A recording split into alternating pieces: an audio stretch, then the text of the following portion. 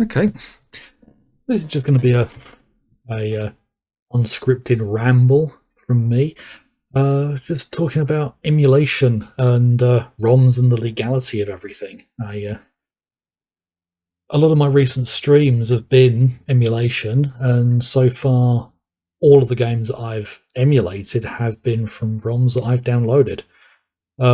So far, only one of them has been for a game that I didn't own, and that was Echo Knight for the PS1. Copies of that go for way too much, in honesty. But there are a lot of games I've got that I have downloaded which I don't have physical copies of. Xenosaga is the first one that comes to mind for PS2. I don't know how much those three games go for. But legally, downloading ROMs, from what I understand, isn't right. It's illegal to do it. So yeah, there's me admitting I've downloaded games, but is it really that much of a problem? I mean, the most recent games that I've downloaded, I think, are PS2 OG Xbox games. I don't agree with downloading recent games. I mean, if a game is actually for sale right now, downloading the game is illegal. It's morally reprehensible to do it. But older games, especially ones that you can't buy, I mean, I saw a video recently where somebody pointed out that copies of Panzer Dragoon Saga can be as much as $5,000. I mean, seriously, the copy I've got I picked up for, what was it, £35, but that was in 2003, so nearly 20 years ago. It's one of my favourite games. I mean, the last time I checked, people were asking about £800 for it. That's a fraction of what this other person mentioned. I can't remember that YouTuber's name, but the prices of things are just absolutely ridiculous. And similar to NFTs, people aren't buying them to own them or use them. They're just buying them to sell them for a profit, and it's just pushing the price up and up again. Like that copy of Mario Brothers that went for, what was it, 2.5 million? Mint copy from the early 80s, like nearly 40-year-old game. I mean, especially for games that are rare, like Panzer Dragoon Saga, how does anyone expect anyone to be able to play those games?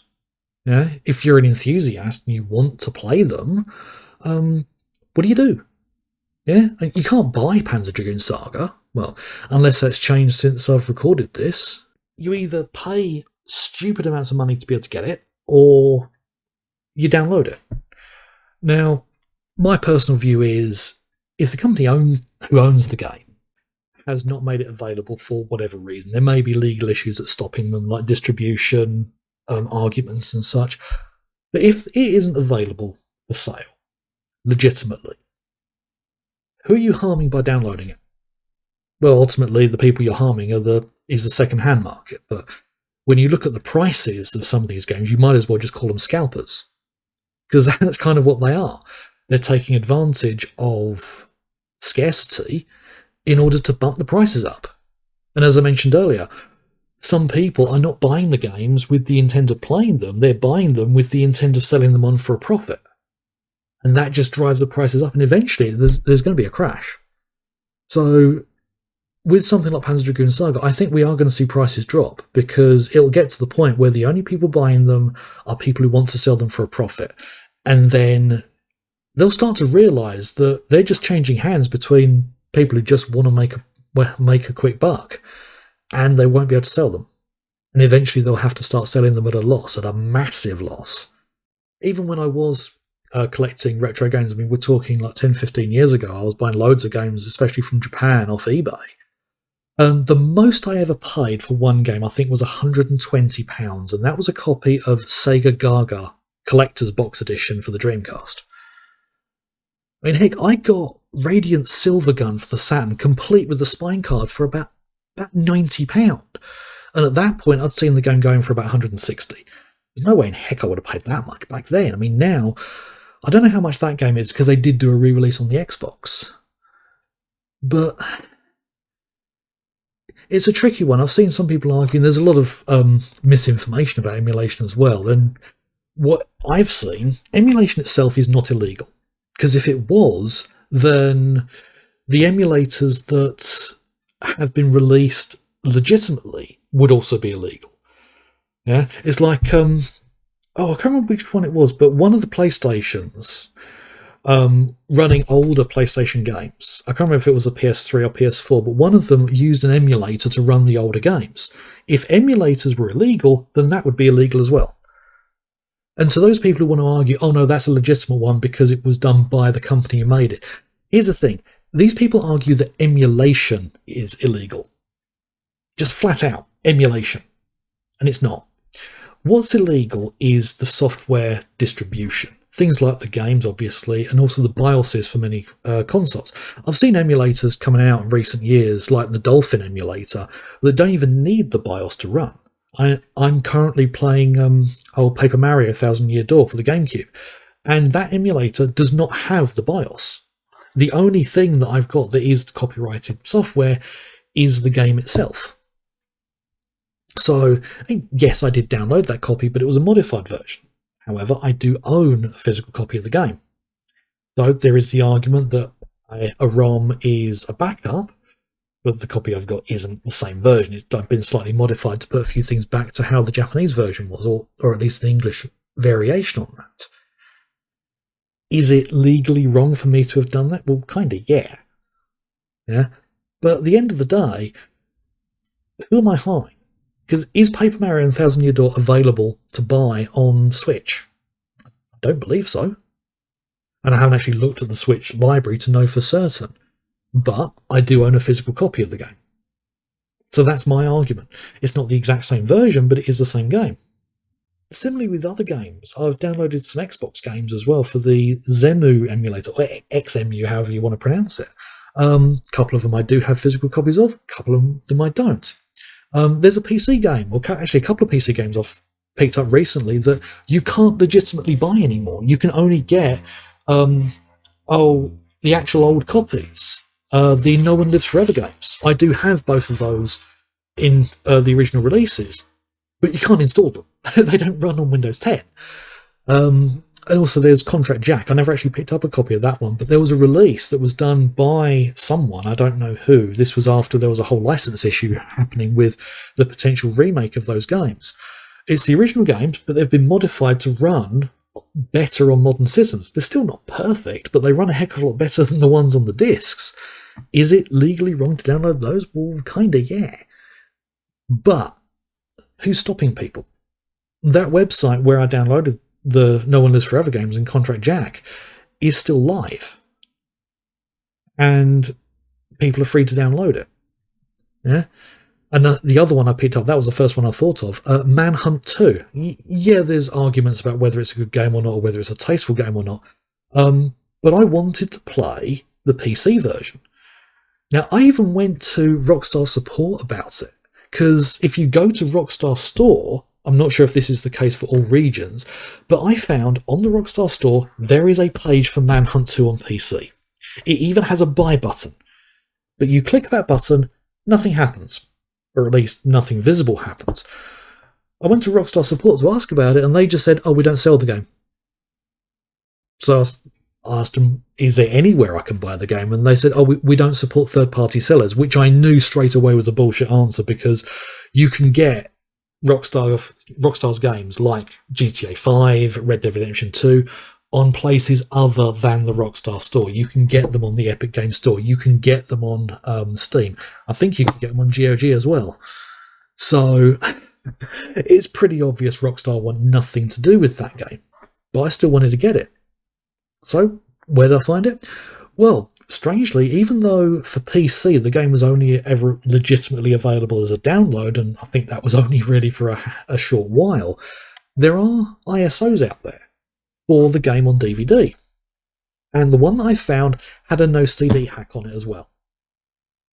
And there it is, easily available.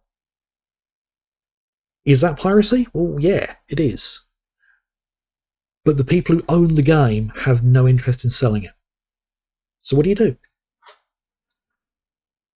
And I'd like to think some things will change in the future that will make things easier. I don't want to see a situation where people can just freely download games willy-nilly. I don't want to see a situation where they put forward a cut-off date where games will automatically become freeware. Because I think if the company still wants to make money out of the game, they want to have it on sale, I think they should have the right. But at the same time, I don't like the idea that companies can just turn around and say, we're not selling the game, tough, fuck off. Because to me, if I want to be able to play a game, why does bullshit politics get in the way?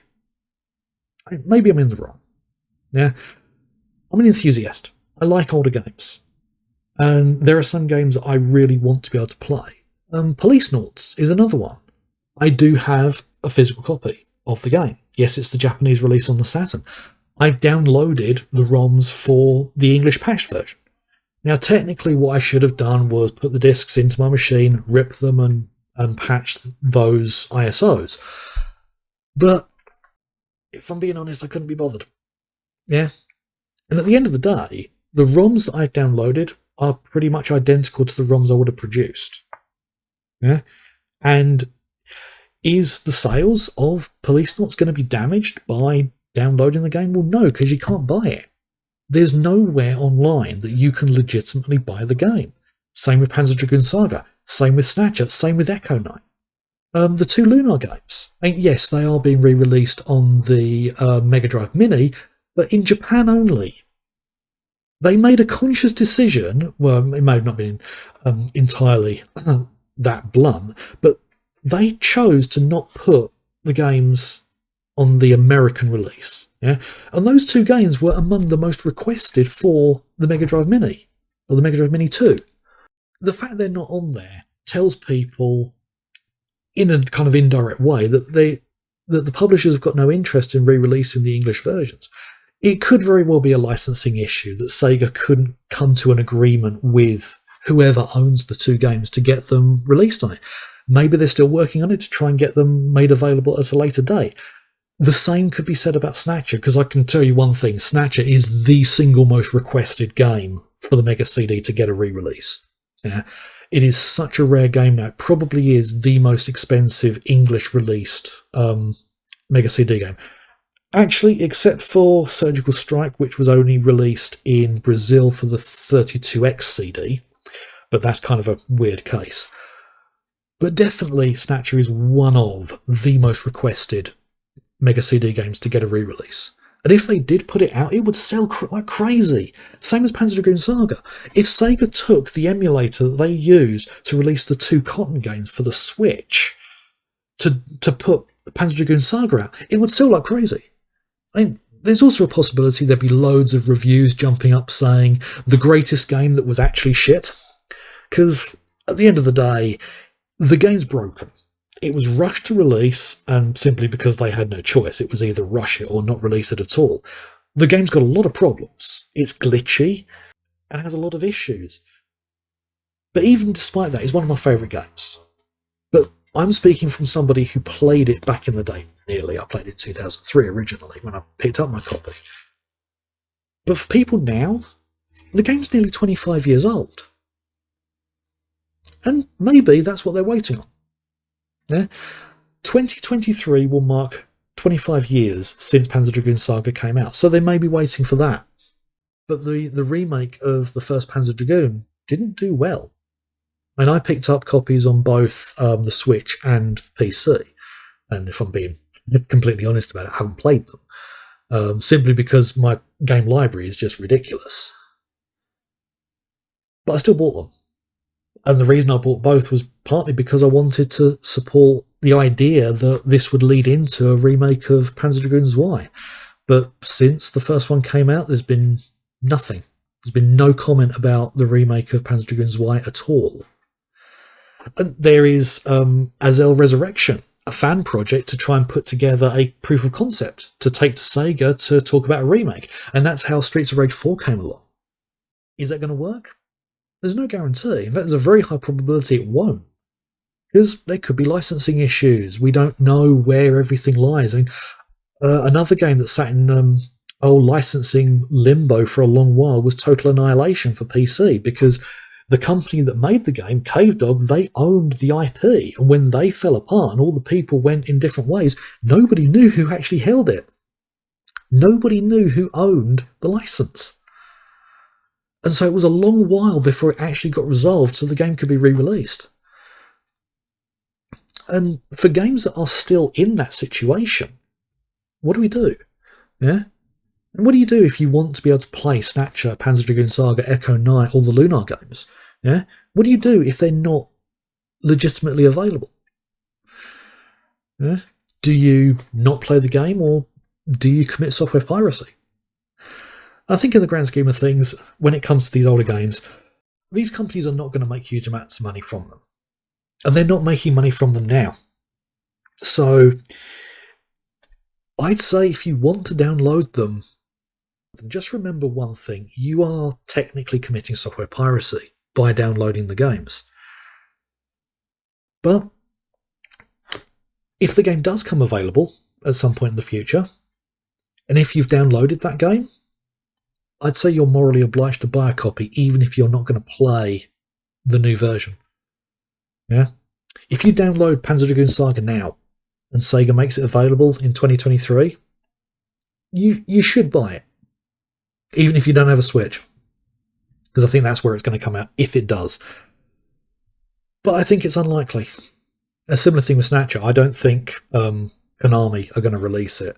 I remember both Konami and Kojima were asked about Snatcher, and both of them said the same thing. We have no interest in doing anything with Snatcher. I think the same thing was said about Police Noughts as well, but I'm not certain. And that kind of says to me that we are not going to see anything of those games, legitimately. But I could be wrong. And if I am wrong, I will buy them. A full remake of Snatcher and Police Noughts would be awesome. I mean, yeah, Snatcher had 6 versions made in total. There was the original the PC-88 and MSX versions. There was the PC Engine, the Mega CD version, which is the one I've got. I do have the PC Engine version as well. There's the Saturn and PlayStation versions, which I have the Saturn version of. I do have a few copies. But yeah, 6 versions done in, I think it was 10 years. So maybe that was a bit much. It's been more than 20 years since the last one. It's pushing nearly 30 years, actually. I think the last one came out in 96. So what's the harm in a full remake now? And when you consider how visual novels have progressed since then, it'd be fantastic. Same with Police Noughts. But I don't see that as likely. I think it's infinitely more likely that, especially with Konami, that they're just going to sit there and tell us to play their pachinko machines. But I'd like to see things change. I'd like older games to become available to us. But at the end of the day, the people with the power and the control are the people who own the IP, the people who own the distribution rights. And if they've got no interest in doing anything with the games, no matter what anyone says, that's their right. That's their legal right as the people who own them. And the rest of us have to lump it. That's the way the law is. And if the law is going to change, I would want the people making the changes to be very careful, because I don't want to see a situation where the people who own games can't make money out of them. Because it would be very easy for them to change copyright law in such a way that just turns everything into like China. Because China basically has no copyright law at all. And I do not want to see that happen. I'm one of those people who, if I can get a legitimate copy, I would prefer to. But where I can't get a legitimate copy, and second-hand sales, in my opinion, are not an option because it's effectively a scalper market, I'd rather download the game than pay far too much for a second-hand copy. Because at least with a ROM, you know it's going to work. If you buy like a 30-year-old CD for a game that hasn't been on sale for that long, there's every possibility that you're going to be seeing problems. The disc might even be rotting. So I'm an advocate for game preservation, because I think the history of games needs to be preserved. And if the people who own the games aren't going to do it, the only other way for it to be done is for it to be done illegally. I don't like the way it is, but I don't want things to just become a free-for-all. I want older games to be available to us, but I want them to be done in a legitimate way. And until then, I'm going to stick to just downloading older games, games that are not current, definitely, unless they've re-released them. In which case, I would say get the re-release version. But yeah, that's this is my first ever ramble on here. Maybe it makes people think. I'm absolutely not saying that piracy is okay. Absolutely not, because I love the game industry, and retro games need support. Definitely. But I'll end things there. Thank you for listening.